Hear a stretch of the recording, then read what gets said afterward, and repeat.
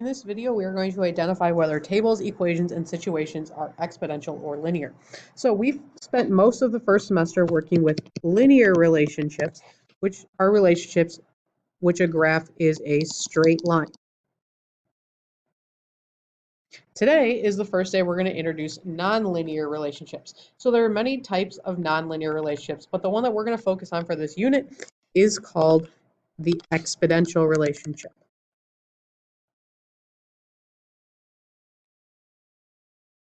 So let's explore the difference between linear and exponential relationships. So if we look at our table here, we have an increasing linear and a decreasing linear table. So if I look at how my x's are changing, they're going up by 1 each time. My y's are adding by 5 each time.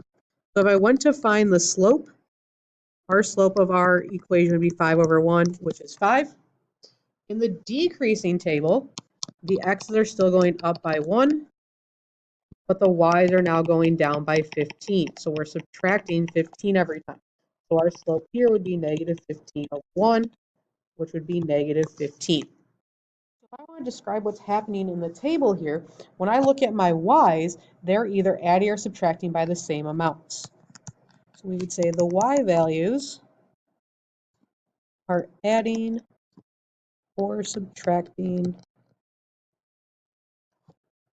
by the same amounts. We also know that there is a constant rate or slope.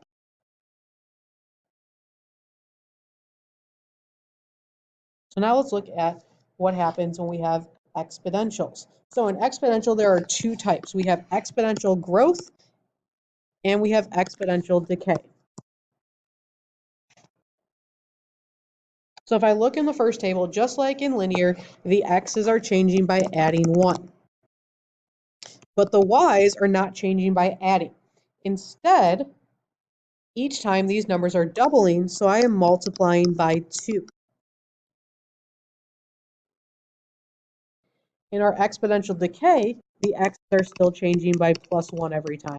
But my y's are getting smaller. They're not getting smaller by subtracting. This time instead, we are dividing each of these numbers by 3 to get the next number. So what's happening when we use exponential is that the y's are multiplying or dividing by the same amount.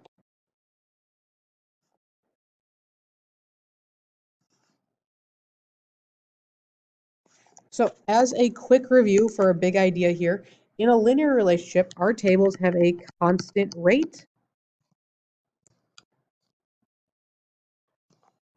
or slope. This means that our jumps add or subtract by the same number. In an exponential relationship, our tables increase or decrease by a constant number or percent. This means that our jumps are going to either multiply or divide by the same number. So identify the following table as linear, exponential, or neither. Put the answer on the line below. Make sure to show your jumps. So if we look at the x values in the first one, the x values are all increasing by 1. If I look at the y's though, I can't add something that's the same. So instead I'm going to multiply here, and each number is being multiplied by 5. And because it's multiplication, that means this is an exponential function. In number 2, when I look at my numbers, I can't add because if I go from 0 to 2, I'm adding 2. From 2 to 8, I'm adding 6. I also can't multiply because if I try to multiply 0 by anything, I'm just going to keep getting 0. So this is neither. In number 3, my x's are going up by 1s. When I look at my y's, this time they are decreasing by the same number that's being subtracted every time. Every time that I subtract 1, I get my new number, which means that this is linear. In number 4, our x's are still changing by the same number of going down by 1. The y's we are adding 3. So because it's addition, that means this is linear. In number 5, this one's a little bit tricky. So I'm not adding because the first time I go up by 5, second time I go by 7.5. But I could multiply here, and if I multiply each of these numbers by 1.5, that means this would be exponential. In our last case, our numbers are getting smaller, but not by subtraction. They're getting smaller because we are cutting it in half every time. We're dividing by 2, which means this is exponential. When I look at my equations now, there's also a difference between linear equations and exponential equations. So linear equations we are familiar with, and our x is always next to a number. So we always have x next to 1/2, next to 4, -3, and -4/3. So in a linear equation, the linear equation has x next to a coefficient.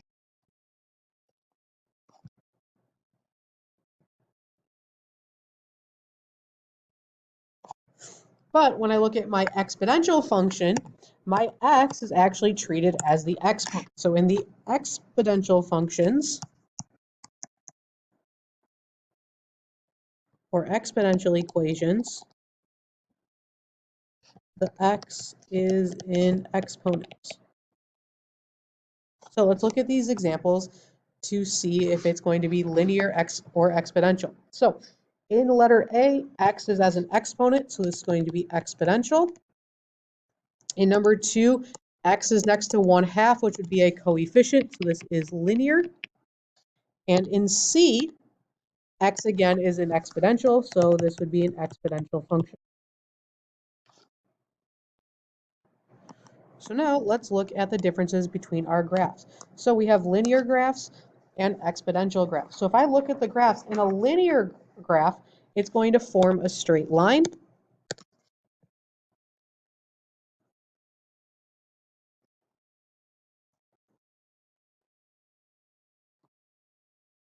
However, when I look at an exponential graph, it's not straight, it is curved.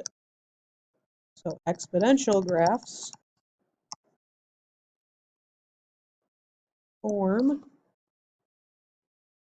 curved lines.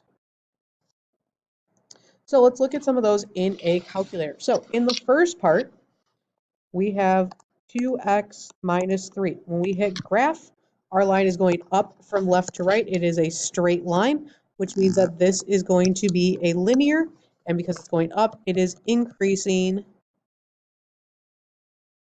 linear. In B, we have our equation 5 parenthesis 1 divided by 2 close parenthesis to the power of x. So when we graph, we see a curve that's going down from left to right. So this is going to be an exponential decay. In our last graph, we have 4 parentheses 3 to the power of x.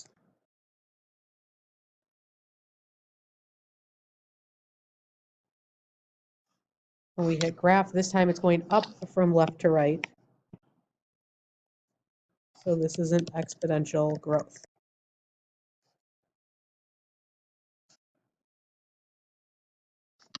In number 9, the estimation of the population of rabbits in a neighborhood over the course of 15 weeks is shown in the table. Is this an increasing linear, decreasing linear, exponential growth, or exponential decay? So if I look at my table in my weeks, we're going up by 5 every week. Our population is being multiplied by 3. So because we are multiplying, that means this is an exponential growth. And the reason we know that is because the population is multiplied by 3 every 5 weeks. So the last thing we're going to do now is we're going to follow a pattern to fill in a table. So what you're going to do is you're going to take the number from the previous x or y, and you're going to put it in, you're going to add it, and you're going to multiply by 0.50.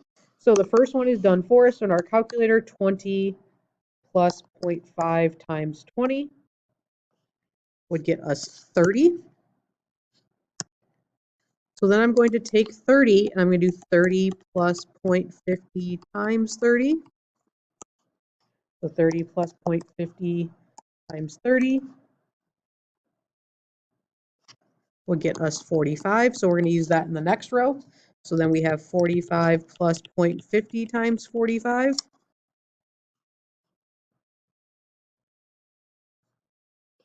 That gets us 67.5. We're going to use that number in the next row. So 67.5 plus 0.50 times 67.5.